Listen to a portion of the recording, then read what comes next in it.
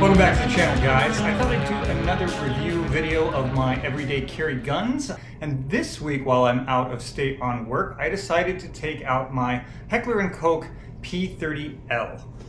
This gun right here. I'll just show you guys. Unloaded, an unloaded magazine. This does have a follower in it so that I can manipulate the slide while I talk about it. But safety first here, guys.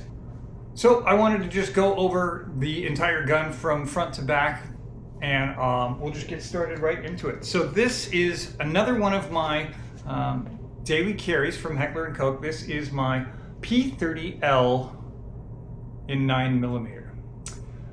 I am obviously a huge Heckler and Koch guy, and this is actually my fourth P30L. If you guys don't know, I manufacture John Wick's thread-on compensator from John Wick 1 for the P30L, which is why I have so many of them, is for R&D. But this is my very first original P30L, and let's just get right into it. So frame-wise, my gripe is P30Ls don't come in anything other than black and slightly darker black. So if you are a fan of colored frames like I am, unfortunately the P30L does not come in any other molded frame colors. It's just black. And that's kind of a bummer for me because, well, you guys know that I like colorful things. And for me, a olive drab green or an FDE khaki gray frame on a P30 would get me instantaneously 2 more P30s into my collection. But let's just go over the frame in its black color. So the interesting thing about a P30L, if you're not familiar, is the P30L is the successor to the P2000 series and the USP. So every lesson that Heckler and Koch learned from the USP, they put into the P2000, and then they upgraded it into what would later be known as the P3000, but right before they released it, they dropped 2 zeros and called it the P30L. So this is a culmination of everything that Heckler and Koch has learned about hammer-fired guns over, well, 32 years. So is it an upgrade to a USP? In some ways. It's also a downgrade in other ways. So some of the tolerances, the machining, the fit, the finish, that isn't as high quality in my opinion as a P or a USP is. A P30L is not as high quality in all of that kind of stuff is as a USP, but it's certainly much higher quality than like a VP9 or the CC9, any of the striker fired guns. This definitely is a little more high-end than either of those. But let's talk about some of the interesting or neat things about the P30L frame.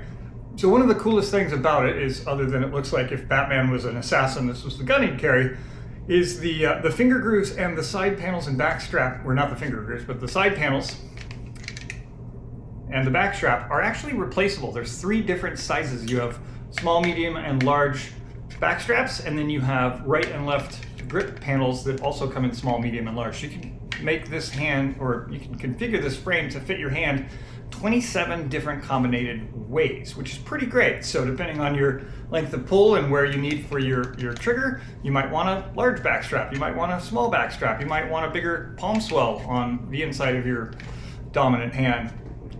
That's the nice thing about the P30L, is it's completely customizable to fit and tailor you, the end user, which, if you've held a USP, it's kind of a brick. Not in a bad way, like it is a very rectangular and blocky grip, but for me, it actually feels wonderful. But this feels like a molded extension of me. There is no better in the hand feeling gun, in my opinion, than the P30L frame. Like the USP, the P30L does have a paddle release. This one is much larger than the USP paddle release is. You will notice that it's got quite a bit more purchase for the actual buttons for the release, which is great. The USP one, it's kind of tiny. I actually really like it because it's stepped like a trapezoid, and it's easy to push down like a button. This is definitely a swing down paddle. And I do use my trigger finger because I'm a weirdo, but it doesn't do anything during a reload. So my trigger finger is a great addition, in my opinion, to release the magazine. So I'm a big fan of paddle releases. I do like the extended paddle release on the P30L. They do have the extended trigger guard, but the difference is You'll notice the trigger guard doesn't sweep forward like the USP one. The USP one sweeps forward, and it's really hard to get a light tucked up high and into the trigger guard like the P30L. This is super duper easy to reach with either my dominant hand or my support hand thumb. It's just in a great location in the trigger guard. Really like that. The frame is Picatinny rail, so Heckler and Koch did learn their lesson off of the USP and does make a standard 1913 Picatinny rail that should be standard on just about any pistol nowadays. The frame itself does have ambi slide releases, although the one on the ejection port side of the frame is really just a slave mechanically to the one on the non-ejection port side of the frame. So if I actuate it, you can see that the one on the non-ejection port side moves, but really it's just manually connected to that one, and the notch for the slide is actually on the non-ejection port slide, or side, so that when you lock it back, that's what it does. But you can easily get to it. It lands in the same spot on both sides, which really is an awesome thing for a left-handed shooter. It is truly ambidextrous. So in the trigger guard, you might notice that there is a molded like cutout in the bottom of the trigger guard that is for the trigger sweep so that it can clear. It's a really nice design. It's a really nice trigger. This particular gun is set up as an LEM trigger. So this is a pre-cocked double action only. And I won't go too hard into this one because you can watch my USP video if you want to know about it. But what the LEM trigger does, and what I really like about it, is it's a very light, very long take up to the wall. So this action right here, obviously the hammer is directly connected to the trigger, but the hammer spring, or the mainspring right here in the frame, has been pre-cocked by the slide. So every time the slide cycles, it pre-cocks that mainspring. So I don't have to cock it by pulling the hammer back. It's already done that by the action of loading the weapon and firing the weapon. So getting to this wall right here, that's a 1.5 pound trigger pull. Once I get to that wall, it's a really firm break, and then I creep, and it's got a really nice break. Now for the reset, after the slide or the shot cycles, I could creep right here to that reset point and get right back on it. This gun has a Gray Guns short reset kit in it, which actually reduced the reset travel by 45% of the factory one. So it actually feels a lot more like a factory USP LEM trigger does. The P30L LEM trigger has a horribly long reset, and the Gray Guns short reset trigger kit did wonders for follow-up shots for me. I don't have much done to this trigger other than the Gray Guns short reset kit, and I do have a nickel-plated sear spring and match hammer spring in the frame itself. So it does have a very nice crisp wall and a really nice glass break with a super short positive reset. So I really like the LEM trigger, but I haven't done any coatings to the internals. Everything else about it is factory Heckler and Koch. So one of the things I didn't touch on that I'd like to touch on is magazines. Now, the P2000, the USP Compact, the VP9, the VP9A1, the P30 all share one magazine. Now, I will say that if you put this magazine in a P2000 or USP Compact, there will be a gap at the bottom of the frame. There's a company called X-Grip that makes little spacers that take up that gap, but you can factory install these 17 round magazines into those compact pistols, which is wonderful. They're also metal bodied. This particular magazine has a weighted metal base plate from Solum Tool. Unfortunately, Solum Tool closed their doors down this month, May 2025. So unfortunately, you won't be able to get the Solum Tool extended base plates any longer, and they were the only company I know of that made really reliable extended magazine base plates and springs for the Mark 23 and the USP 45. In fact, it's kind of a bummer that they won't be around anymore. So in my love of the HK community, I did something. I ended up buying out Steven's Solum from Solum Tool, and I now own all of Solum Tool's products. So Defender Automatics Company will be re-releasing everything that Solum Tool had. So shortly I'll have extended magazine base plates for the VP9, the P30, the USP series. You can plus up your magazines with that kind of stuff. So I wanted to let you guys know that while Solum Tool is no longer in business, Defender Automatics Company now owns all of their intellectual property, and we will be gearing up to go into production here very, very shortly. So kind of exciting. The reason I like these base plates is the weight at the bottom helps them drop free really, really nicely. This is a non-extended, this is what they call a +0, so it's just for weight, but they do make one that's a little bit bigger that adds an additional 3 rounds. And back in the day when these were 15-round magazines, getting to 18 rounds was kind of a big deal. Now with 17-round magazines, they actually go up to like 20 plus, which is great. But that weight in the bottom of your hand, nice and low, it's just absolutely wonderful. So one of the things that I always try to do when I invest in pistols is I really only want to have one caliber and one magazine type on hand. And luckily for me, 4 of my P30Ls, my USP Compact, my P2000, my VP9, they all share magazines. So I have about, 45 of these metal magazines for this platform. And they go across every single gun or pistol I own, except my full-size USPs, which all run jet funnel magazines. So unfortunately, if I got rid of my USPs, I would be down to one magazine type for my entire inventory and my entire arsenal, which is how it is on my rifle side. I only have ARs, I only have 5.56, I only have one magazine type and one ammo type that I have to stock for my personal collection. And that's kind of the way I like it. I don't really want to be a collector, I'd like to be a shooter. And unfortunately, the further I get into this hobby, I've noticed I start collecting stuff and I'm not shooting everything I own as much as I'd like. So that's why the P30L came out today. I am running a SureFire X300 Turbo. This is the B model with the thumb screw mount. I prefer these, it just keeps a nice rock solid light mount. And the reason I like a rock solid light mount and no wobble is because of the holster I use. I realized I didn't get into my holster last time, and I'll just show you guys now what kind of holster I use for every single gun I own. This is a Tier 1 Concealment Modern Samurai Project, I guess, collaborated holster.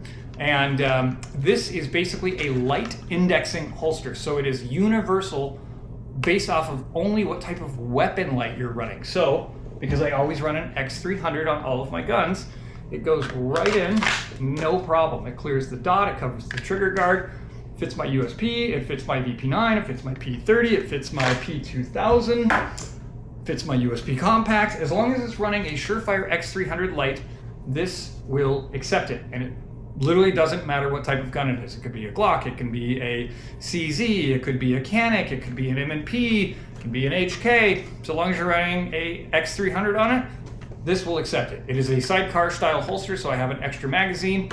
I run the wedges on the back so that it pushes the holster off of my body and pushes the frame into my stomach.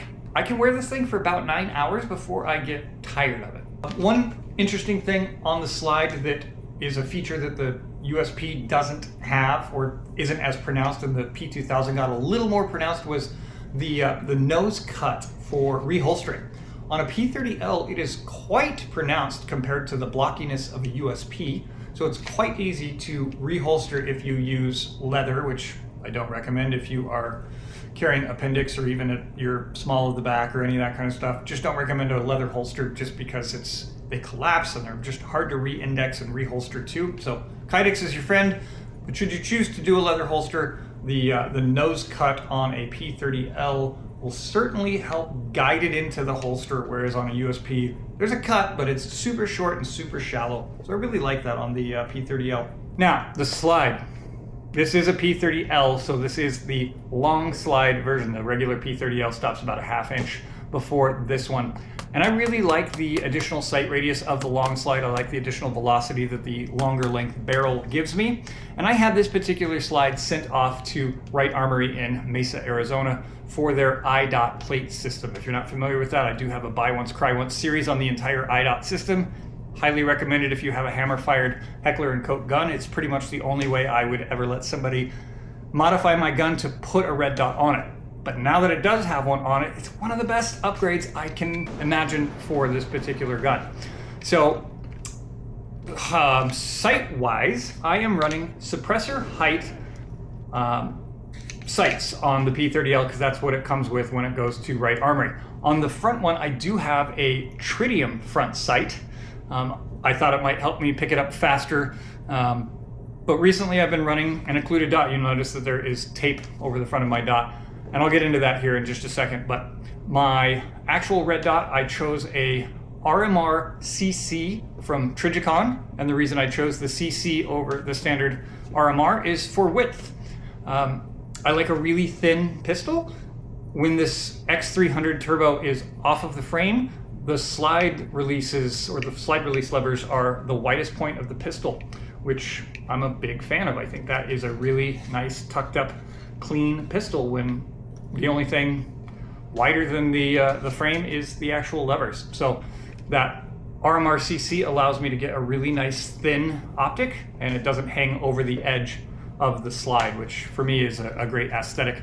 Rear sights are blackout serrated, and we'll get back into the dot again. So I do run an occluded dot. You'll notice there is tape over it, so you can't actually see through my dot. And the reason I run an occluded dot is because it keeps me incredibly target focused. If you have an occluded dot and you aren't target focused, you'll notice you'll see the dot but not the target. And if you are target focused, you'll notice you'll see the target and a dot will appear on it. So for me, it just makes my eyeballs keep on the thing I'm shooting at, and I never lose focus. So my dot always returns to where I'm staring at, and not being able to see through the window makes it so that I can't track my dot up the target and get off of where I actually want these shots to land. So for me, an occluded dot is the best. I highly recommend you try it out, but that kind of negated the use of, or the reason I installed the tritium front sight. I don't even look through my dot any longer. I just look to where I want it to go, and then a dot appears on my targets. It works great for anything 50 yards and in, and I highly recommend you do it. Wright Armory did re-nitride the entire slide, so it is factory coated again. You do lose your serial numbers, which is kind of a bummer, but you can certainly have those re-laser etched at a shop that can do any sort of laser etching. So one other announcement, since we are talking about Solum Tool and our acquisition of that particular intellectual property, the Wicked Compensator movie replica is about to release, if not this week, definitely next week. I finally have everything on hand to do 150 of them, or sorry, the first 50 of the 150 planned. So we have the comps, the springs, the tools, the shim kits, and the Heckler and Koch imported P30L-SD barrel. Now those are very, very hard to come by. I actually I basically wiped out Heckler and Koch Germany, and we've been waiting about another 7 months for the remaining 33 barrels, and I'm still waiting. But I do own, for this particular gun, my own personal P30L-SD barrel. That is the threaded option. These actually come in Europe as a P30L-SD, which has matching threaded barrels, and we just don't get a tactical model here. So you always have to buy your barrel separately, and they're almost never in stock. They're super duper rare, and they're ridiculously expensive. So if you want an alternative, RCM makes great barrels, as does Jarvis, but if you want a factory Heckler and Koch one, you're gonna be waiting months and months and months for them to be imported, because they only get imported a few times a year, and I bought most of them. Sorry. So I can suppress this gun. The nice thing about the P30L, it doesn't require a different recoil assembly. It'll suppress just fine as long as you have a Nielsen Booster on your suppressor. No timing issues, no hang-up issues, feeds everything I've ever given it, never had a hiccup. And I use a SilencerCo Omega 9, which I love. It's got a really great balance, looks really great, sounds really great, and it's just a really nice suppressor for its size and cost. So I really highly recommend that. What I'd like to hear from you guys is if Heckler and Koch released a P30L-A1 like they just did with the VP9, what features do you think it should have? Me personally, I think we should get to the point where we have an optic cut on the hammer-fired side. Please, Heckler and Koch, do that. I'd love it if they would update their frames and sell them in colors like RAL 7008 or ODG. or sand or tan or just anything other than black. It would be really nice to have some variety and some colors.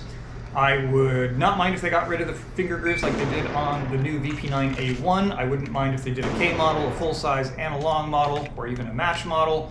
I wouldn't mind some aftermarket or some better trigger support from Heckler and Koch.